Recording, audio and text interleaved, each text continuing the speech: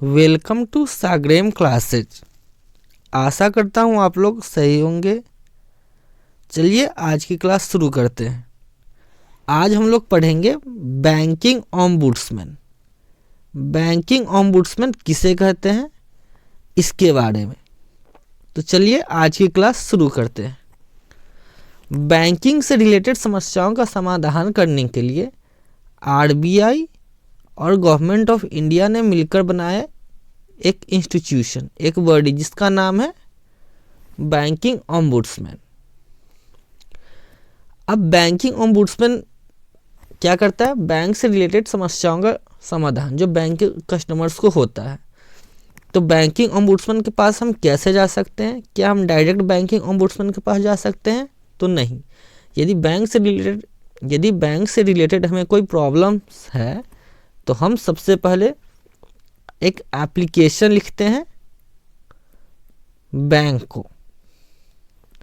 यदि उस एप्लीकेशन लिखेंगे बैंक को, यदि इस एप्लीकेशन का जवाब 30 दिन के अंदर बैंक ने नहीं दिया या इसके जवाब से हम संतुष्ट नहीं हुए या तो रिप्लाई नहीं किया या इसके आंसर से हम सेटिस्फाई नहीं हुए या इसने हमारे एप्लीकेशन को रिजेक्ट कर दिया, इस केस में हम जो आगे मूव करेंगे वो होगा बैंकिंग ओम्बुड्समैन। यदि बैंक से हमारी समस्याओं का समाधान नहीं हो सका तब हम कहाँ मूव करेंगे? बैंकिंग ओम्बुड्समैन की तरफ। यदि हम बैंकिंग ओम्बुड्समैन बैंक से नहीं समाधान हुआ तो बैंकिंग ओम्बुड्समैन, शॉर्ट में मैंने लिख दिया BO। यदि बैंकिंग ओम्बुड्समैन के फैसले से भी यदि हम संतुष्ट नहीं हुए तो फिर हम आगे एक तरफ बढ़ सकते हैं, एक कदम आगे, जिसका नाम होगा अपीलेट अथॉरिटी।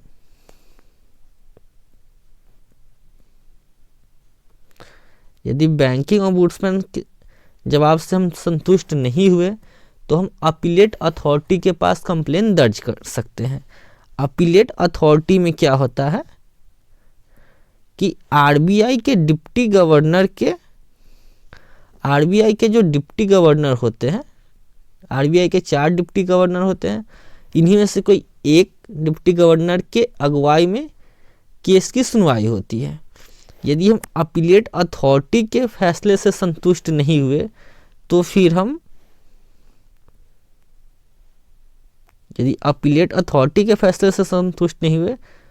मूव कर सकते हैं डीआरटी के तरफ।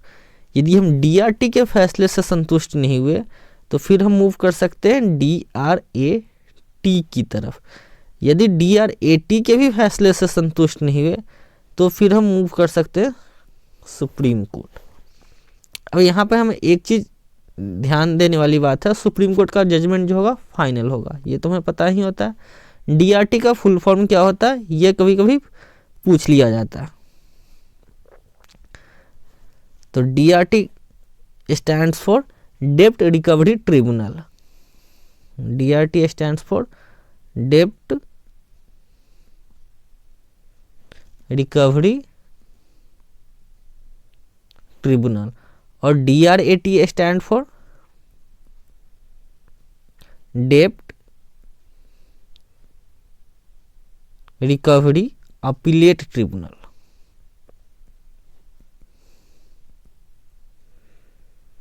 अब आते हैं हम अपने आज के टॉपिक की तरफ, यानी कि बैंकिंग ओम्बुड्समैन। क्या हमारा टॉपिक था? Banking ombudsman.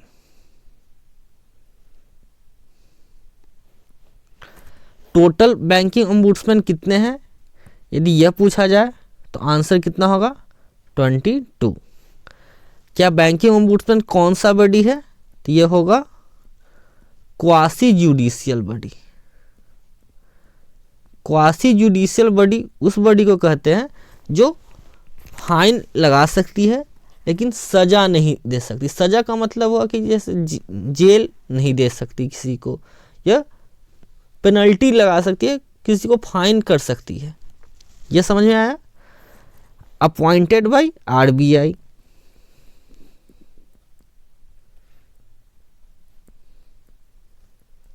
इनका टेन्योर कितना होता है, तो 3 साल का।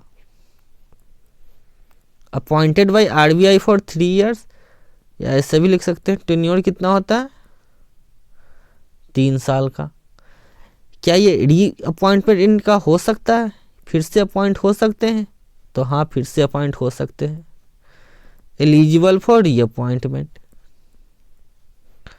एलिजिबल फॉर री अपॉइंटमेंट। यहां तक हमने क्या क्या सीखा, बैंकिंग ओम्बुड्समैन क्या है,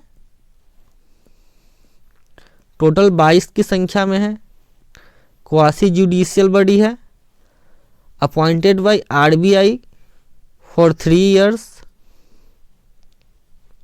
एंड एलिजिबल फॉर री अपॉइंटमेंट। आगे बढ़ते हैं, बैंकिंग ओम्बुड्समैन जो है किस सेक्शन के तहत आता है।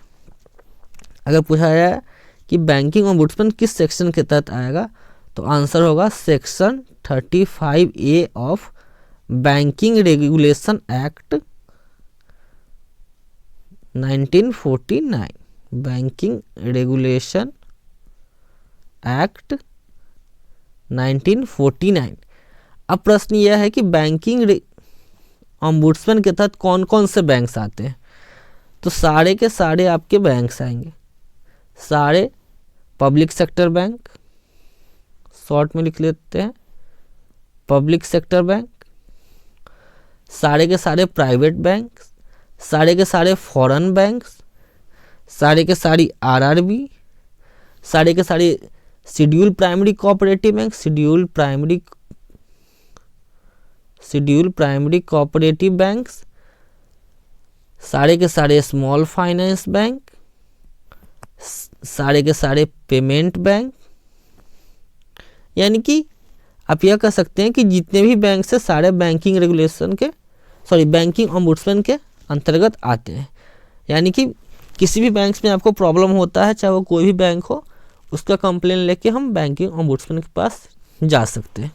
अब आगे बढ़ते हैं, बैंकिंग ओम्बुड्समैन हमारे केस की सुनवाई तो करेगा, लेकिन कितने अमाउंट तक के केस की सुनवाई कर सकता है, तो जो बैंकिंग ओम्बुड्समैन होता है यह 20 लाख तक के केस की सुनवाई करता है।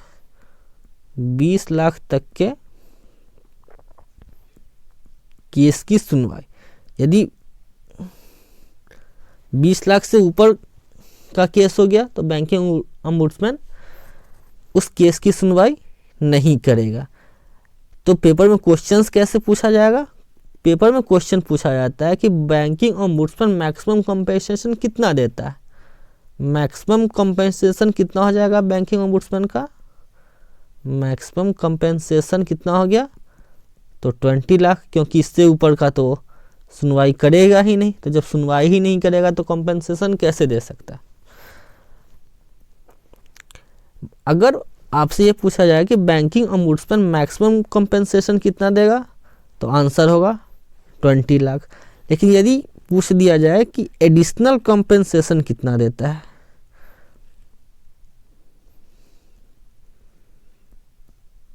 एडिशनल कंपेंसेशन, तो आंसर होगा मैक्सिमम 1 लाख।